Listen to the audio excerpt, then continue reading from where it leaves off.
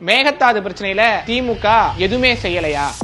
மேகதாது அணை தொடர்பான திட்டத்தை கர்நாடக அரசு கொடுத்த போது நீதிமன்றம் என்ன சொன்னுச்சுன்னா, தமிழ்நாடுடைய எதிர்ப்பு இல்லாம நீங்க இதை கொடுக்கணும் அப்படின்னு சொன்ன போதுதான் அன்றைக்கு இருந்த திமுக தலைமையிலான தமிழ்நாடு அரசு மேகதாது அணையே எங்களுக்கு வேணான்னு சொல்றோம், அப்படி இருக்கிற போது எங்களுடைய எதிர்ப்பு இல்லாம நீங்க கொடுன்னு சொல்றது எப்படி சரியா இருக்கும் அப்படின்னு சொல்லி உச்சநீதிமன்றத்துல வழக்கு தொடுத்தாங்க. இந்த வழக்கை பொறுத்தவரை அவங்க இன்னும் மேகதாதுல அணையை கட்ட தொடங்கல, ஒரு இனிஷியல் ஸ்டேஜ்ல தான் இருக்காங்க.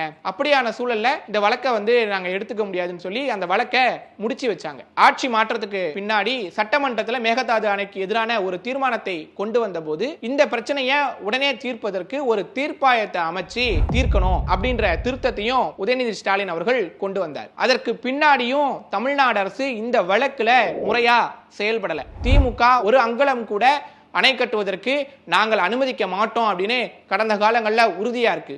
ஏன் இன்னைக்கு இந்த பிரச்சனையில நம்ம இவ்வளவு தீவிர காட்டுறோம்னு சொன்னா, ஒருவேளை மேகதாதுல அணை கட்டப்பட்டுருச்சுன்னு சொன்னா தமிழ்நாடு பாலைவனமாகும். தமிழ்நாடு அரசு பிரதமரிடத்துல இதை பற்றி பேசாம அமைதி காப்பதும், குறிப்பா தன்னுடைய படம் ரிலீஸ் ஆகணும், அதுல எந்த சிக்கலும் வந்துடக்கூடாதுன்ற காரணத்துக்காக இந்த பிரச்சனையில முதலமைச்சர் விஜய் அவர்களும் ரொம்ப அமைதி காட்டதா சொல்லப்படுது.